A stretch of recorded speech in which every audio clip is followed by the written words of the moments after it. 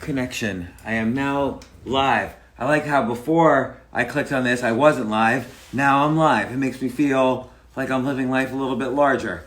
But one person's joined, Kevin. Another person's joined, another person.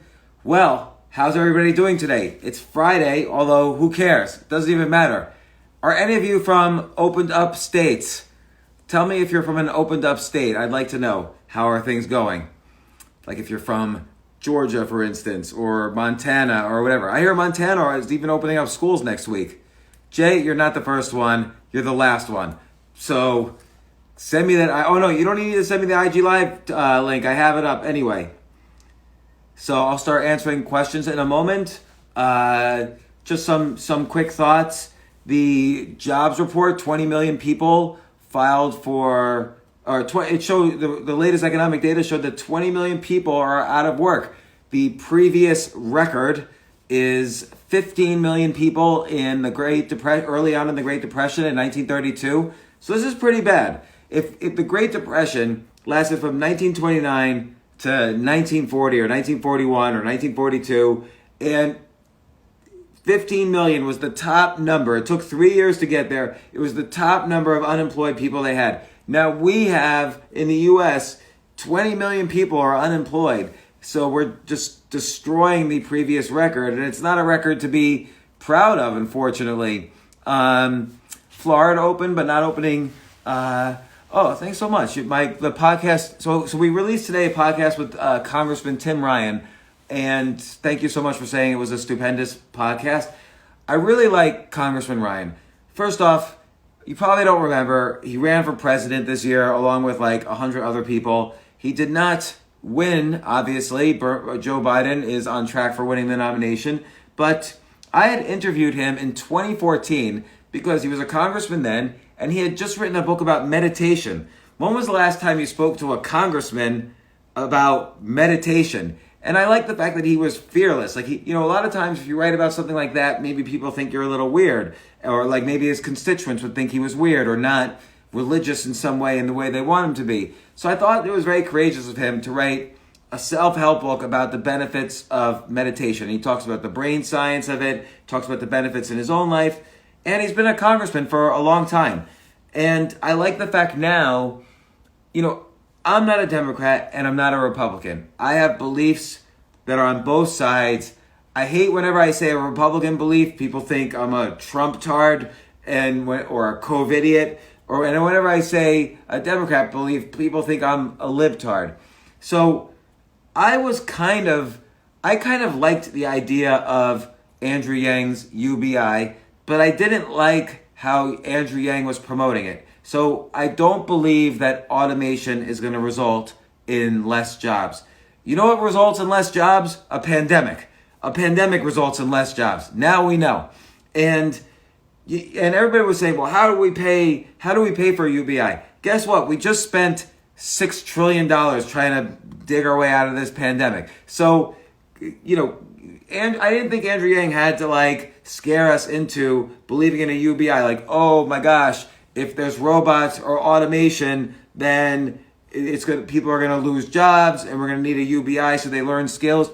It's just enough to say, hey, American interest rates are low. The rest of the world values the US dollar, so we could borrow more money at low interest rates.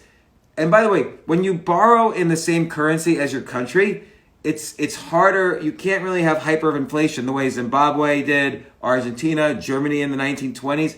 They were borrowing money in other currencies. Argentina, for instance, was borrowing dollars. Zimbabwe was borrowing euros and dollars. Greece was borrowing in euros. So if you borrow in dollars and there's a lot of demand for dollars, then you could keep on borrowing. So we could have done a UBI for a fraction of what we spent on this pandemic and the past two wars, and it wouldn't have been that big a deal. I liked Andrew Yang's policy. I just don't like fear-mongering. Automation, in the history of the world, automation has never created less jobs, right? There's been nonstop automation for the past 30 years since the rise of the web, and there's been more. Before this pandemic started, there were more jobs than ever. So to think that automation would cause less jobs was just ridiculous. But why not, if you have a strong currency and you could raise the money, why not have a UBI so people who want to switch, nobody wants to work in a factory, no one wants to work at a McDonald's. So if people want to switch careers and they're ambitious and they want to learn new skills, you can give a UBI so they can make that, if they're young, they can make that transition. $1,000 a month is not a lot. You're not going to raise a kid on that or live in New York City or anything like that. Might as well give a UBI. And so I like that Representative Ryan, Tim Ryan, who came out in my podcast today, he's in favor of a short-term UBI of $2,000 a month for the next 6 months. Here's why that's interesting.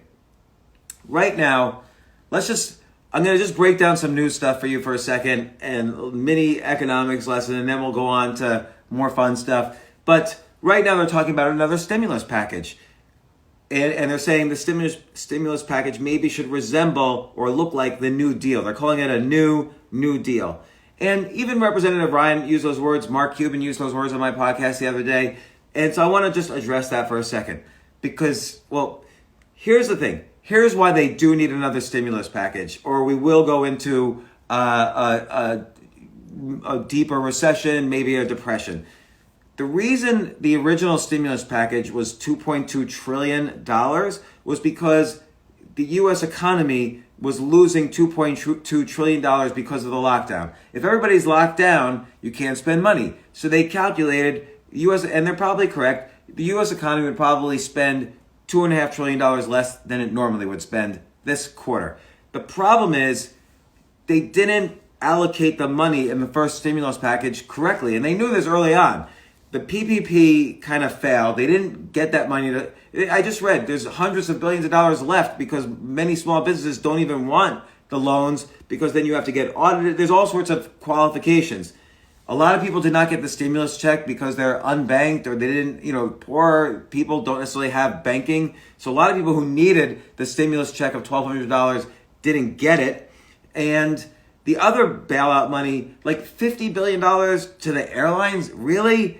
You think that's going into the economy? That's not going into the economy. That's not replacing the money that consumers didn't spend this quarter. That money to the airlines is going to pay back debt. Some of that is foreign debt, so it's going out of the country. Some of that money is just going in the bank so they don't declare bankruptcy. They're not going to rehire all of their employees because they're just not, because the airlines might even go out of business. So all you did when you gave $50 billion to the airlines, and I'm talking about all the other industries that were bailed out, all you did was transfer that money from the taxpayer to whatever big hedge fund lent money to that shitty airline or that shitty business. So that's not going back into the economy. So the problem is they need to now pass another stimulus package. And so they're saying, well, maybe we need to do it and fund other companies like infrastructure companies or whatever. No. You don't do that. It doesn't go. People say, well, without the companies getting money, you can't hire people and then the people won't get money. We're beyond that point. This is a very special situation. So this is not a Republican issue. It's not a Democrat issue. It's not a free market issue. It's not a communism or capitalism issue. If your goal is to re-stimulate the economy, you just need to hand the people money directly. They're the ones the 70% of spending is you and me spending money at the store. That's 70% of the money spent in the U.S. So fine, on the first stimulus package, they tried experiments, whatever. I don't think it really worked. I think now you need a good $2 trillion stimulus package that just puts over time, maybe over a 3, 4, 5, 6 month period, $2,000 to $3,000 a month to everybody in the United States. That will stimulate the economy because we know one thing about Americans.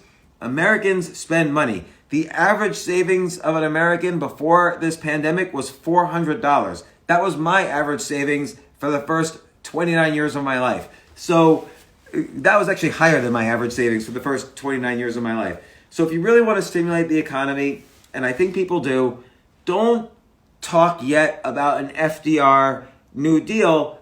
Talk about how we get money into the hands of the people who actually spend. If consumers buy more juices at Juice Press will hire more people. If consumers buy more jeans at the Gap won't have to go bankrupt and they'll hire more people. This is how you stimulate the economy. It's kind of It's kind of basic knowledge. If you increase the supply of money in the economy, the money will get spent.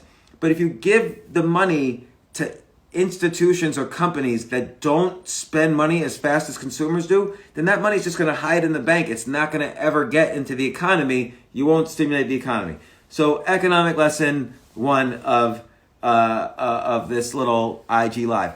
The second,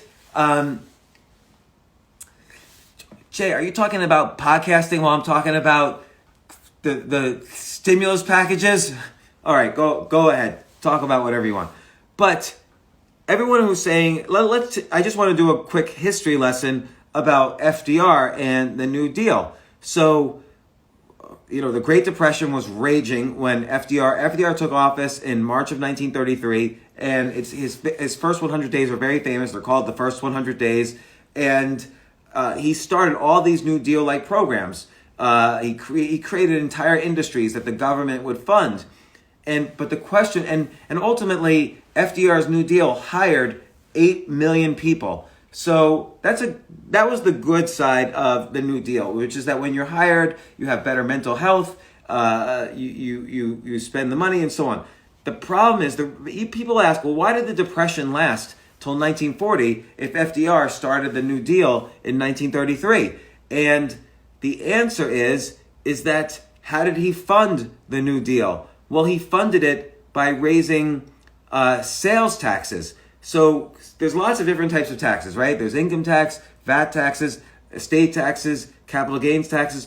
But sales taxes are when you buy a pack of cigarettes for $10 and they charge $5 more as a sales tax.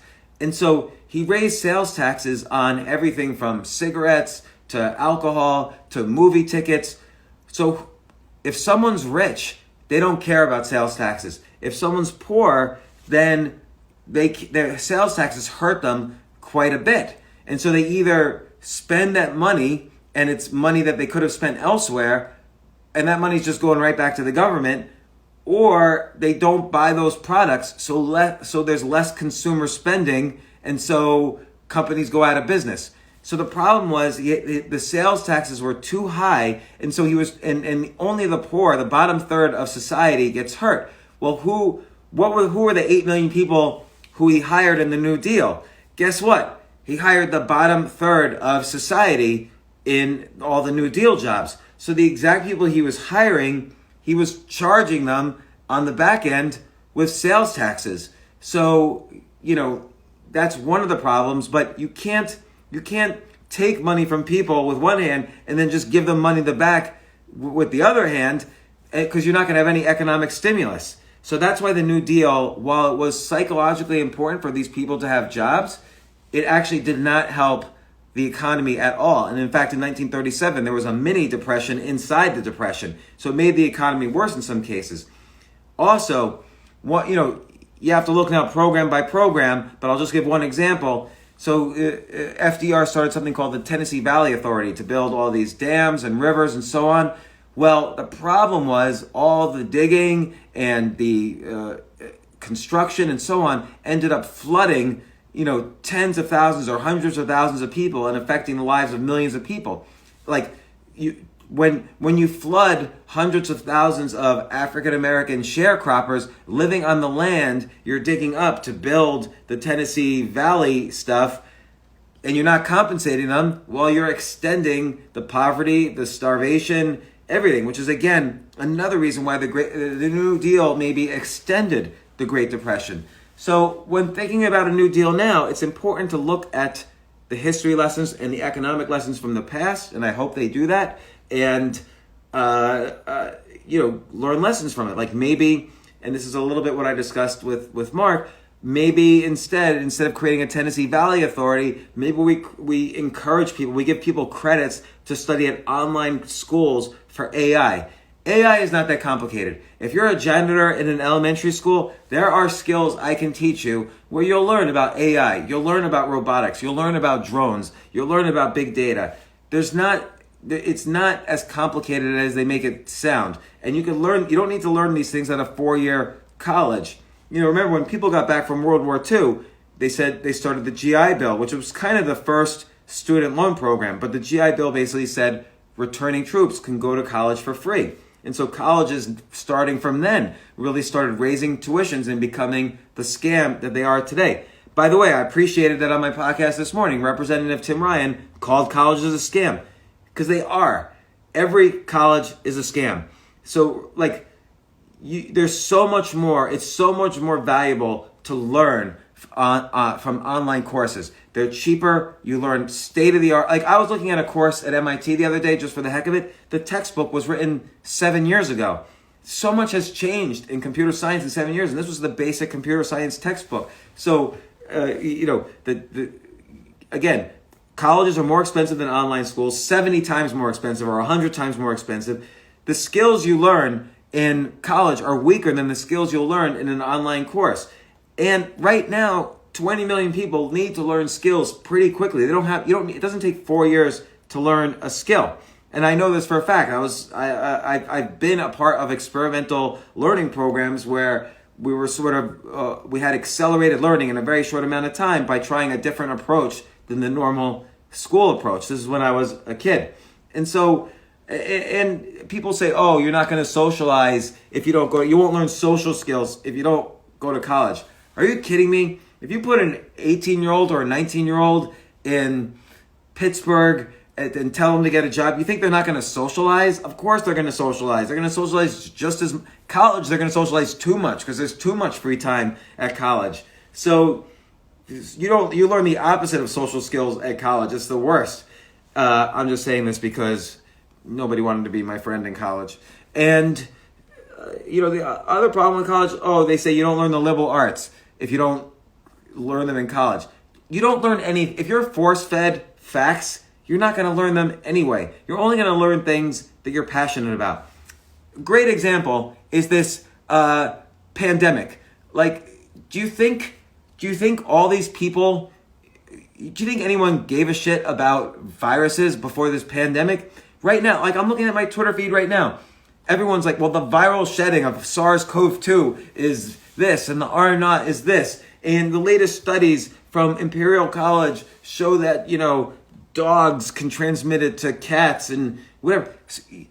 People were passionate about learning epidemiology and virology, and now you have 100 million amateur epidemiologists on Twitter. So people will learn what they're interested in. They're not going to learn, I'm taking European History 101. They're not going to learn who the King of England was in 1290.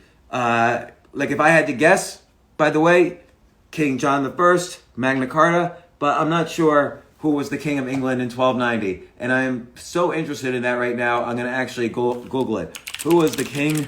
I love how Google can just tell you everything. Hold on. Who was the King of England in 1290? Can anyone beat me to it? Edward I, not King John I. I was wrong. Edward I. By the way, there's a cognitive bias called the Google effect I just read about today, which apparently, and it's a true thing, you forget things now. Now that you know that your memory, you're always your phone is always in your pocket or whatever. So now that you know you can outsource part of your memory to Google, people actually have weaker memories now than 20 years ago. And what's Edward I, you said it. So what's interesting about the memory thing, think about 40,000 years ago. Humans had incredible memories then. And someone asked me yesterday, what did you learn from Sapiens, the book Sapiens by Yuval Harari? Well, actually, I watched the course on Coursera for Sapiens, and then when the book came out, I read the book, and then Yuval Harari's been on my podcast twice. But I've learned so many things. I don't agree with him on everything, but I learned, particularly in Homo Deus, his second book, but in Sapiens, it was so fascinating. He brings out the point that 40,000 years ago, if you were human, there's evidence, there's bone and skull and skeletal evidence that humans had bigger brains then, because if you had to remember every plant, every food, every enemy, every tribe within a 5-mile radius of wherever you were. So I had to know that, 3 miles this way is a shrub with grapes, and by the way, the grapes aren't poisonous. And by the way, this is how stupid I am. Do grapes come from a shrub, or do they come from a tree, or do they come from a plant? I actually have no idea. 40,000 years ago, humans knew where grapes came from. I don't know where grapes come from. And so humans would say, don't go 2 miles that way. There's a bunch of Neanderthals there. We don't want to mess with them. They're bigger than us. And don't go 5 miles that way. There's another tribe of humans, and they're even worse than the Neanderthals. And over there is the lions. Only go there if you're going to hunt for them and not if you're going to be scared of being eaten. So humans had fantastic memories 40,000 years ago. If you ask me right now what was 2 blocks that way, I could not tell you. Have you ever passed a store? Like, this happened to me the other day. I passed this store and it's closed because of the lockdown. And in fact, not only is it closed, it's for rent and it's empty. So this business, whatever business was there, is out of business. And it was a huge storefront. And it was 1 block away from my house where I'm sitting right now. And I said to Robin, I can't even remember what store was there because it's gone now. And I just can't remember. And it was some big store, but I have no clue what it was. And I think that's because humans are more stupid now than they were 40,000 years ago. 40,000 years ago, do you think somebody wouldn't have known what store was just 30 feet away? No, they knew everything. Oh, don't fall in the hole over there, or there's bears in the cave over there, or there's this vine is poisonous, and this other vine, though, is LSD, so take as much of it as you want, and whatever. So, by the way, someone's mad at me on Twitter, and I just got upset for a brief second. I'm going to go to the IG Live questions. Lots of questions to potentially answer. Oh, by the way, I do want to share one idea I had before I answer a question. I'm going to drink water first. Oh, did you see the news today? Everybody was so upset. Georgia reopened. Oh, they're going to kill everybody there. Everybody's going to die of coronavirus. No, Georgia has fewer cases than they've ever had. But there was news from Georgia today. Two women were fighting on the ground outside of a mall. They were fist fighting each other. They were just like wailing on each other. And the video went viral. You could Google it. It was in Cumberland, Georgia. And it was right outside some mall. And they quoted an official, blah, blah, blah official said, maybe we opened up Georgia too soon.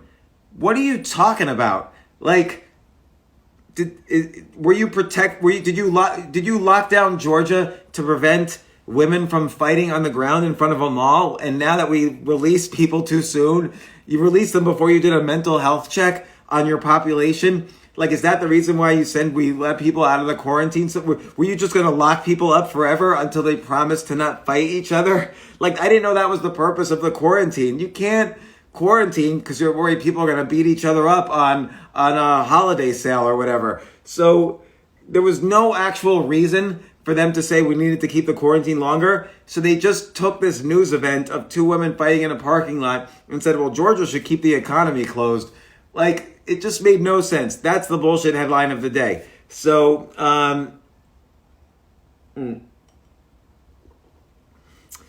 yeah, I'm angry on Twitter. All right, now I'm going to answer some questions. Answer IG Live questions. And then I'll even explain why I was angry. Would you be, is this from today? Oh, no, now we've got the today ones. What's your thoughts on lost track on writing? I'll answer that one in a second. Should I outsource the building of my website? Yes, because chances are you're not a web designer, and chances are you're not a software guy. Here's the thing about web design. So I had a company as a web design company in the 90s, but now you don't need a web design company. WordPress, first of all, you register your domain name for like $10. WordPress you could use for free, and then you get templates, and you could just create a basic website on your own for free. Then you can hire someone on Fiverr or 99 Designs to put a design on your website. Then if you need an email list, you could set something up with MailChimp. You could set something up with, if you want a newsletter or a sign up, you could set up something up with Substack. I don't know. And then if you want, there's all sorts of templates you can use on either WordPress or Squarespace. So don't hire someone for $50 an hour or something like that to build your website. But don't hire a whole company for $100,000. But don't do it on your own either, because then it just will look ugly. But do as much as you can for free and just to learn. This is important. You only learn when you do things. So if you do as much as you can of your website using WordPress, using Substack, using get images from wherever you get images for free.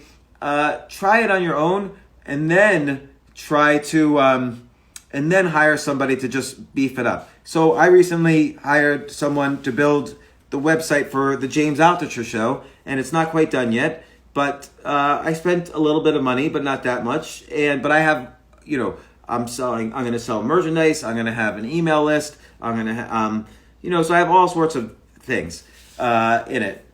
So maybe I spent a little too much, but I'm glad I did it because I didn't want to work on it. Let's look at another question.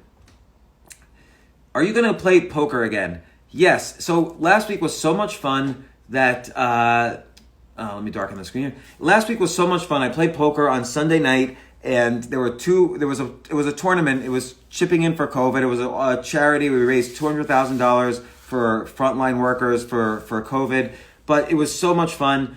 It was the first time I played poker seriously in years, and there were two world champions, Eric Seidel and Phil Hellmuth were playing. There was the founder of Slack, Stuart Butterfield, was playing. The ex-COO of Twitter, the head of the NASDAQ. I had so much fun. I used to play poker.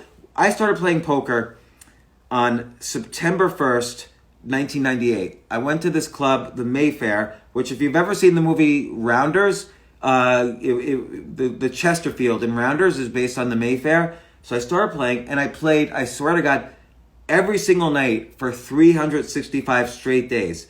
I would get there at 8 p.m. when they opened. I would leave at 4 a.m. And then sometimes we'd all go over at 4 a.m. to the Diamond Club, which was open 24 hours a day. And on the weekends, I'd go to Atlantic City or I'd go to Las Vegas. I was obsessed. And there was very few books on poker then. I would get a hold of every video I could, and I just really studied the game. I memorized all the statistics. I played constantly. And so I hadn't played really since almost then, since around 2000. And so I played in this poker tournament last Sunday. All these great players were playing in it, and there was about 100 players. I came in second out of the 100, which was really fun. I didn't even know. I thought I would come in 100th, and I came in second. So there's actually a charity poker tournament tonight, but I'm not playing in it. But I kind of want to play. I kind of want to play more poker. I think I want to get back into it. Seems like it'd be fun. I'm trying to teach my kids poker because I have 4 daughters. And if you're a girl and you play poker, first off, I think women have an advantage in poker because guys think they can just bet against women and women will drop out or whatever. It's just, people think that. Like, you could say as much as you want, you could say you're not a sexist, but at the poker table, guys are sexists. And so they think that they always think they're better than women. I think women have an advantage at the poker table if they're good. And also for my daughters, I think if you want to get a job, it's always good to stand out. So one way to stand out is to be a poker champion or a chess master or a race car driver, or you just wrote 3 books that are on Amazon and they were bestsellers in your category. Like, there's so many easy ways to what I call skip the line and stand out. And by the way, it's not a scammy thing. Like, for instance, phone call, I had to decline it. I am a chess master, and that's helped me get into college. It helped me get jobs. It helped me raise money. It helped me sell my companies. So I took advantage of what I had. And if you're a professional poker player, or if you're a professional race car driver, or if you write books on Amazon, those are legitimate ways to move ahead in other fields, because of sometimes it's best to be a master in one field and you could bring those skills into another field, and it really works out that way. So yesterday I mentioned, Scott Adams, who writes Dilbert, he is a great example. So as he calls it the talent stack, I'll call it idea sex, but I like his phrase talent stack. So he said, I was okay at drawing, but I wasn't the best. I had an okay sense of humor, but not the best. And I had an okay understanding of office politics, but not the best. But combining all 3, he says, I was able to create the best cartoon strip, Dilbert. So, combining skills which you master is a good way to skip the line in other fields. Another great example is David Epstein. He wrote the book Range, and he studied geology, so he was a scientist. He was into sports, so he didn't like geology as a career, so he started working at Sports Illustrated, and he was the fastest rising reporter at Sports Illustrated because he was able to, he was only okay at sports, he was only okay at geology, but he was the first reporter there to use hardcore science in his articles. So whenever you kind of take two disparate skills and merge them into one career, boom, you're going to be very successful. Let me tell you about what you learn from poker. If you study poker, you're going to learn as much statistics as you're ever going to need in life. Not advanced statistics, but you're going to learn enough about statistics and probability that you could use it in life. You're going to learn psychology. You're going to learn how to read people. You're going to learn how to make fast decisions. You're going to learn money management, believe it or not, because the key, more important in poker than winning, is not losing. Like, you don't want to lose, and then once you lose, you're out of the game. So you have to hold on to your money. So you learn money management. You learn what's called card sense. So, and that's something that you can apply to, you learn this killer instinct about playing competitive games. And that's useful in any game, whether it's poker or backgammon or chess or checkers or hearts or Risk or Monopoly or Scrabble. Learning game sense teaches you how to be a killer in those in a safe environment. Like you literally kill somebody, but it's safe because it's only on a game. And I always get huge pleasure about mastering a new game. So when I learned chess, it was so great. That was the first game I really got good at. And then I learned Go, which is sort of like a very classic Asian game out of Japan and China and Korea. And then I learned backgammon and poker and checkers and hearts. All these games are beautiful games, and you learn this killer instinct when you can play them, and that helps in any area of life. But I tell my daughters to learn one of these things because it'll make them stand out. How many 19-year-old female poker champions are there? Not that many. So, hold on, sipping water. Let's see, I learned, so this person, Camila Yang says, I learned my finance knowledge from playing Monopoly when you were in primary school. Does that mean you were the bank and you were robbing everyone? Because don't forget, when I was in primary school and I was the bank, I did actually steal from the other people. So don't trust anyone who's the bank, is what I learned when I was in elementary school. But hopefully you learned other things. Okay, I will give a poker tip. Even though I'm not a professional poker player and I am not qualified to give a poker tip, here is the poker tip. So always do the opposite of what you think you should do. So if you have a weak hand, do not bluff. Everybody thinks, by the way, Mahjong, love Mahjong. Another game that's worth getting good at. Very good for decision making.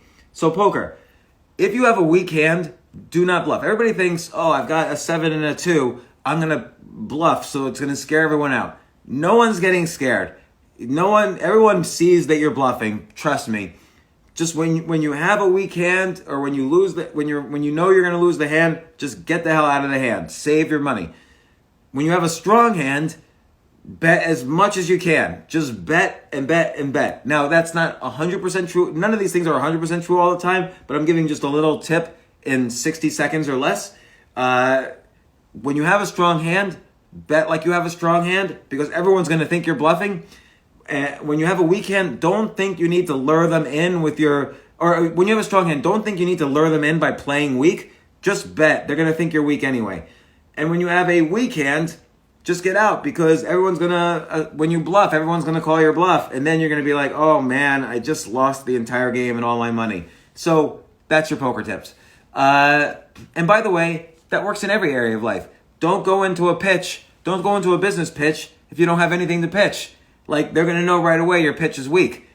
When your pitch is strong, don't underprice it. Like, I'm taking these lessons on lessonface.com. I'm taking my next lessons tomorrow morning. I'm taking beatboxing lessons. I'm going to learn a valuable new skill for my comedy career, is if I could learn how to beatbox as well as the kid who's teaching me. And this kid's really great kid. He's been to the UK beatboxing championships. You could YouTube him at Subsonic Beatboxing. And he's really great.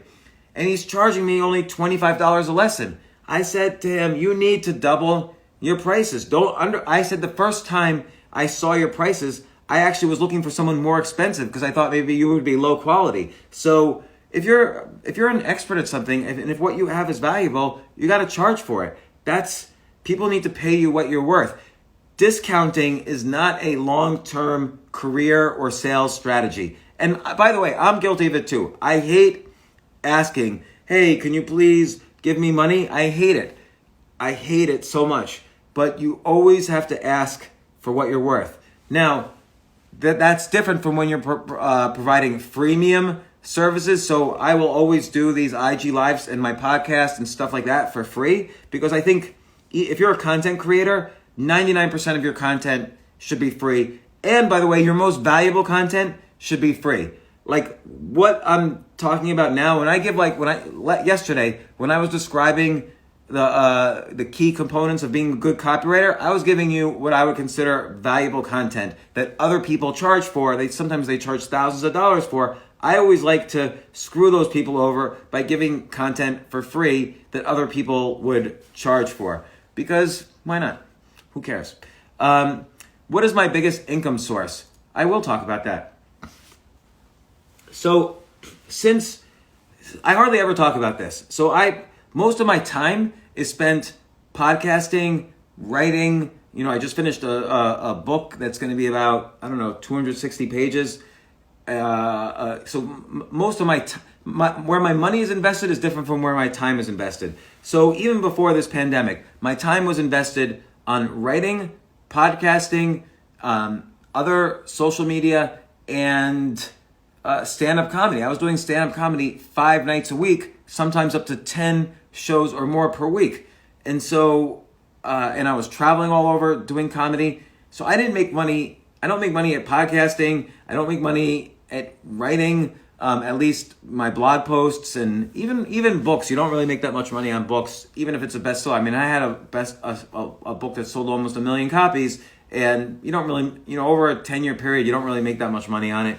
And my next book, I got a good advance, but it's not, after everybody takes their cut, it's not that much. But what I do is, since 2007, I've been investing in private companies and helping start them. And so I have one investing rule. And my one investing rule, and this, you should please listen to this, because this will avoid half of the annoying conversations you will have for the rest of your life. My one investing rule is, I am stupid. So I never assume I am smart enough to make this investing decision. That is where, people call me up and they say, James, I think the bottom of the market's here. I think Warren Buffett says, buy when everyone else is afraid. I think I'm going to start buying. And I'm like, Jack, you work in a gas station. I don't think you and Warren Buffett are in the same category of deciding when society is afraid and now you are getting in. There's a lot of people who are getting in right now, and there's also a lot of people who are still leaving the market. So just relax a little bit. So, and by the way, when I say Jack, I'm not making fun of gas station attendants. I'm making fun of me. I used to make all my investing decisions like Jack from the gas station. So now, my one criteria is if a successful investor that I know personally is also going in to the investment, then I will go into the investment. So back in 2007, I had this theory that Facebook was going to be bigger, it was going to be like a mini internet. So at the time, in the summer of 2007, or the summer of maybe a little earlier, Microsoft had just offered Facebook $1 billion to buy Facebook. And Facebook said no. And Peter Thiel even told me that he wanted Mark Zuckerberg to take that offer. And Mark Zuckerberg said no, because what am I going to... And Peter Thiel would be like, you're 24 years old, you're going to be worth $250 million. Why wouldn't you take that deal? And Mark Zuckerberg said, well, all I would do with that money is build a social network, and I've already got one, so I don't want to take that deal. And I wrote an article for the Financial Times, and then I went on CNBC, and I said he was smart because Facebook is like a mini and organized internet. It's like the internet, and it was giving me so much pleasure, like, oh, my high school friends, my elementary, it was like all the archaeological layers of my social life for the past, at that time, 40 years. So I was so happy that it kept on growing. I said it would be worth over 100 billion. I went on CNBC, they were all laughing at me. And so I wanted to somehow invest in something related to Facebook. A friend of mine started a company that was like a Facebook agency. They would set up companies on Facebook. And then Peter Thiel, the first investor in Facebook, invested in my friend's company. So I said, how much can I invest? And so I invested what my friend let me invest. And 5 years later, he survived the Great Recession. He survived pivoting 6 times. And he sold to Salesforce.com for $800 million, Buddy Media.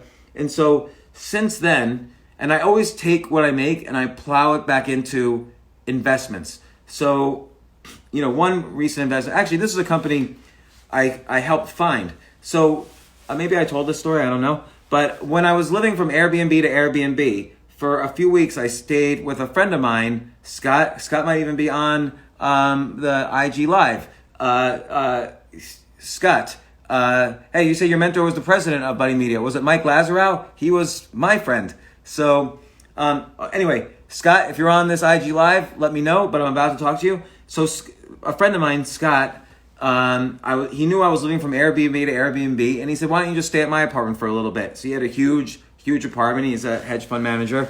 And while I was staying at his apartment, we started brainstorming ideas. And at this time, this was like 2016, there was this tag that was always trending on Twitter, hashtag Black Lives Matter, because many minorities were getting, hurt in, police shootings and other things. And actually, the demographic that was also very much hurt was mentally ill. So I would get all these videos, like mentally ill kids would get tasered in the shower by law enforcement, and they would die. These kids would die, or these other mentally ill people would simply just die from tasers or guns or whatever.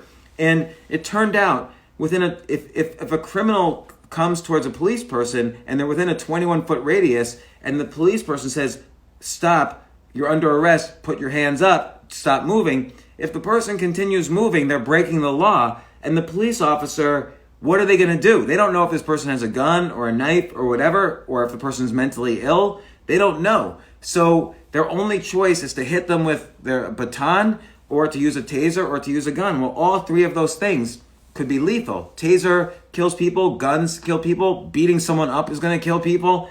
So we had an idea of an inventor we could call, and together we put the money in, and we started this company, Wrap Technologies.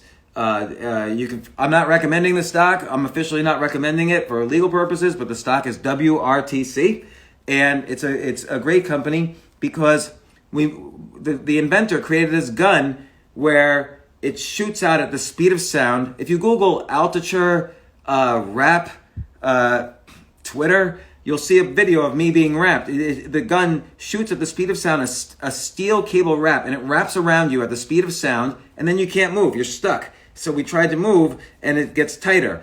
And now police stations all over the place are starting to use this, and we went public. And so again, I help companies, I come up with ideas for companies, and I invest in companies. But my key rule is I have to be invested with someone smarter than me. In that case too, Scott was smarter than me, so he was putting it all together. He's really the founder after we had those initial conversations, and that's how I make a living. Basically, I don't really make that much money on anything else. I'm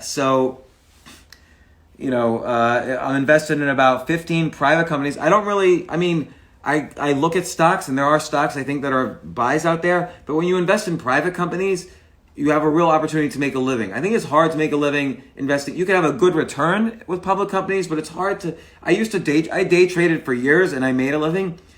I would have been dead of a stroke and a heart attack if I kept day trading, because it is just hard work to day trade. That is the hardest thing I've ever had to do, other than doing stand-up comedy and going on after Tracy Morgan. But other than that, day trading is the hardest thing I've ever had to do. And so I make money, I make a living investing, basically. But I don't spend any time on it, because the whole concept of I am stupid is that I never have to talk to the company. And if they ever need to talk to me, the stupidest person who invested, then I'm not calling them back, because that company is definitely going out of business. So boom. By the way, Scott, are you logged into this? Because I have another thing relating to you. So Scott is in a situation where he's coming up on his first anniversary with his wife, and I gave him an idea for an anniversary present, which I think is a fun idea, which particularly in quarantine time. I said, find the first emails or text messages between yourself and Carolina, your girlfriend, or your wife, your very pregnant wife, and put them together in a collage and frame it, and boom, that is a winning gift. So for a first anniversary, because first anniversary is paper, and that's a great paper gift. Robin, if you're on here, don't be surprised if you get that gift from me too. I just gave away my secret. So let's see, IG Live, is podcasting lucrative? Great question. And the answer is no. But, it's a no but. Podcasting itself is not lucrative. So I make money by having ads. And, because I have a good audience, the advertisers like Microsoft, American Express, and so on, they're willing to pay for ads on my podcast. But I simply use that money to hire Jay, who does all the auto engineering, Pam, who helps me produce. I spend money on marketing a little bit. I spend money so I have fancy equipment, like look at this fancy microphone that Jay got here. So I don't really make any money on podcasting. But remember, and I've talked about this before, the spoken wheel approach. So if you have something that you believe in, a vision of the world that you believe in, then that's your wheel, and then monetize the spokes. So podcasting, writing a book, public speaking, consulting, investing, YouTube, so coaching, being on a board. So there's lots of, when you have a core idea, there's lots of ways to monetize it. Even Joe Rogan. Joe podcasts, and he makes money on his advertising, but he also makes money from YouTube. And he also makes money from, he gets investment opportunities, like on it, he's made good money. So Joe, every good podcaster uses this spoke and wheel approach. Look at Freakonomics. They had this core idea that economics and behavioral science could be looked at in this funny way. So they monetized. Here's a book. Here's a podcast. Oh, here's another podcast. Oh, here's a documentary. Oh, here's a board game. There's a Freakonomics board game. So spoke and wheel approach. Tim Ferriss, great example. 4-hour work week is the core of the wheel. He probably made decent money at that, but not enough to put him over the top. 4-hour work week. Oh, let's do a podcast. Let's do a TV show. He's done 2 TV shows. Let's buy the audio rights of other books similar to that he loves. So Tim's bought the audio rights for a bunch of books. Let's get investment opportunities and be an advisor of companies using my experience from the 4-hour work week. Tim says, I'll be an advisor and get shares. So Tim was an advisor for Uber, so he made some money. Now he pours that into real estate or whatever he's pouring it into. Gary Vaynerchuk, he was always an expert on social media, and that was his wheel, and he has 1,000 spokes. So, for instance, that company I mentioned before, Buddy Media, Gary was an advisor to Buddy Media. I had to pay for my shares. Gary got shares of that as an advisor. So when you're good at what you do and you have lots of spokes in the wheel, you'll get advisor opportunities and other opportunities. Oh, I better answer some questions. I can't believe. So, how did Jay and I meet? Jay was basically he had just gotten off the boat from some Southeast Asian company. He did not speak English at all, and he was homeless, living at the bottom of this apartment I was staying in, and he was always in front of the door and I was tripping over him, and sometimes he had like a heroin needle, and I lifted Jay up, literally lifted him, because he was just skin and bones then from the drug addiction. And I said, Jay, get in here. And I taught him how to use audio equipment, and he became the audio engineer not only for my podcast, but for many other podcasts. I started teaching him grammar and, one word at a time. Now he's a little better at English. He can communicate and he can write a little bit. But he's an expert audio engineer, podcaster. He's even given talks at conferences on audio engineering. His entire life has changed. He was going to be captured for slavery in the U.S. They were taking people like that right off the boat who were afraid to be turned into immigration. And, I saved his life. But that's how we met. Let's see. What's a good question? I don't know. I'll answer a question from yesterday. Jay, are you writing down every question?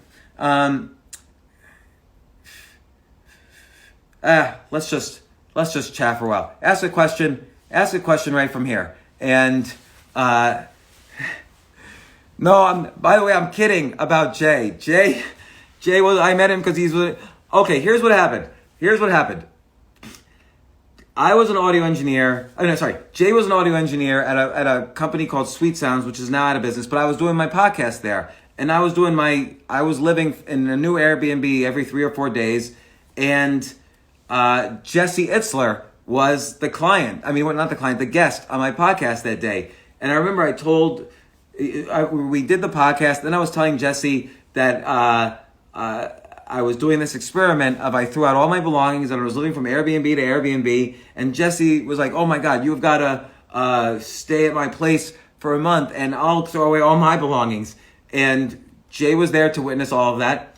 But I've had Jesse on the podcast since then. Jesse's a very good guy and never moved in with him. I don't think that would have worked out really. And that's how I met Jay. That's the actual uninteresting story of how I met Jay. Anyway, more questions. So my streams of income, basically my main stream of income is this investing. That's like 99% of the money I make. But then I have a podcasting business. I sell ads to pay the employees of the podcast. And I do make money from books, not really a profit, but I got an advance on my latest book, and I get checks every week from Amazon and publishers, not every week, every month. By the way, audiobooks do better for me than actually the paperbacks because people now listen to audiobooks more than ever. I used to make money consulting, but I hated it. When you consult, people call you at 4 a.m. and you can never get rid of them. Sorry, Patrick, if you're on the IG Live right now. And I also occasionally make money speaking, but I don't really enjoy that either. But maybe I'm kind of interested in going back into public speaking now that I've done 5 years or more of stand-up comedy. I kind of want to bring those skills back into public speaking. So I actually just signed up with a young man by Gary Vaynerchuk. I've signed up with VaynerMedia to be one of the 15 people in their represented by their speaking agency. And of course, the day that I sign up for their speaking agency, there was a national quarantine and lockdown, a worldwide lockdown, but that's the way it goes. Thoughts on micro investing? Okay, I'll play with that next week. Any advice on moving to New York City right now?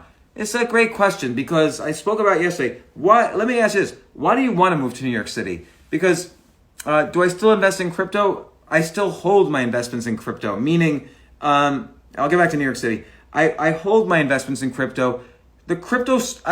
Here's the mistake people made about me and crypto. I have never once recommended a shitcoin, like an ICO just to trade. Because, in fact, that's the reason I started a crypto newsletter, is to get people out of the shitcoins. And I even said on CNBC, 95% of ICOs are going to go bankrupt. And I wanted to show people which ones were real and which ones were bankrupt and how do you identify them. That was my whole goal. The theory and philosophy behind Bitcoin was that we're going from in God we trust to in George Washington we trust to in data we trust. That's the way every industry evolves, which, by the way, is another thing I got out of Sapiens. And the natural course for currency everybody's relieved right now that Bitcoin exists, because just in case the dollar has hyperinflation, it's a good hedge. That's why do you think Bitcoin has gone from a low of 3,500 2 months ago to 10,000 right now? It's because everyone's saying, thank God Bitcoin exists, so at least we have a hedge against inflation. And so the story of Bitcoin has never changed.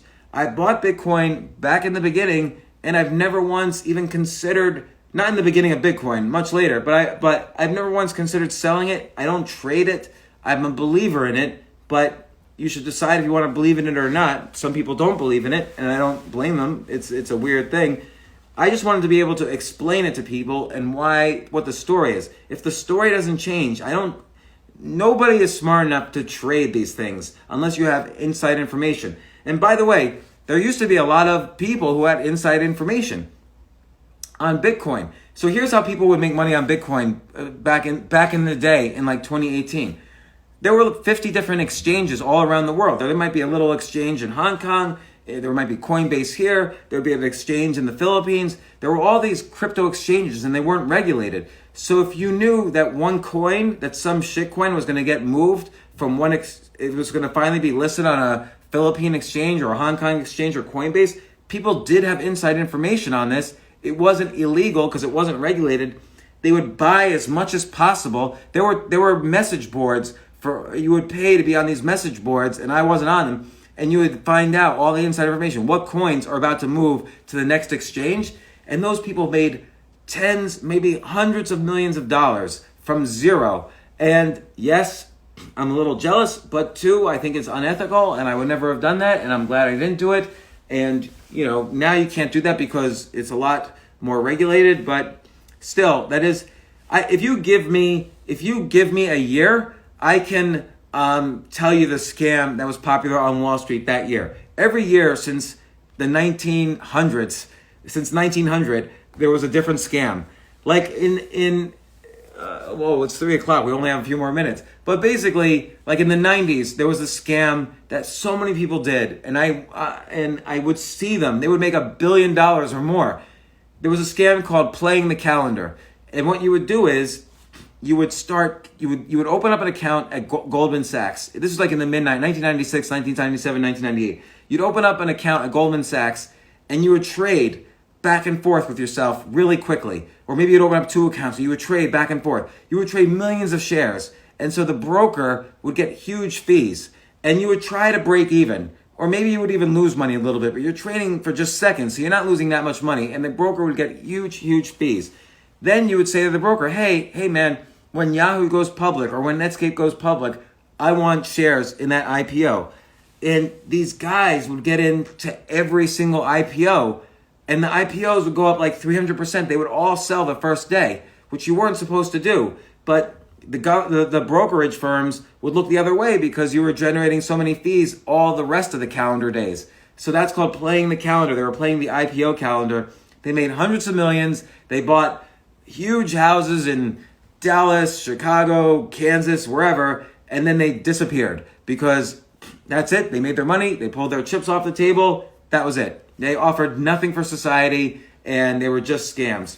So that's a way. Every year, again, if you tell me the year, I can tell you what scam was happening that year. And I just never, I never got involved. So, and again, all these scams I tell you, I could, that's why I was an advisor on Billions season 3, is because I knew all the scams on Wall Street. I used to consult law firms who were representing the scammers sometimes. And I would say, no, he broke the law. That's definitely breaking the law. And they were like, well, where's the gray area? Maybe there's gray area here. And they were right. There was a lot of gray area because Wall Street, whenever Wall Street has a new innovation, it's unregulated for a while. Like Bitcoin was unregulated. Playing IPOs was unregulated. Buying mutual funds after the close was unregulated, and people would scam. So 2008, there was still a mortgage-backed security issue. There was huge scams going on then. There's less scams when the market's going straight down. Although, I don't know, Bill Ackman was on CNBC on March 18th saying the market was going to hell. He didn't reveal that he had a huge, massive bet against the market, and he made $2 billion on it. So that might have been tricky. 31 seconds left before they shut me down. We covered a lot of great stuff. Thank you for the questions. I'll be back Monday at 2 p.m. and I'll share this IG Live on stories and on the live thing, and I'll also put it on YouTube. Thanks so much. See you 2 p.m. and on Monday. Thanks so much, everybody.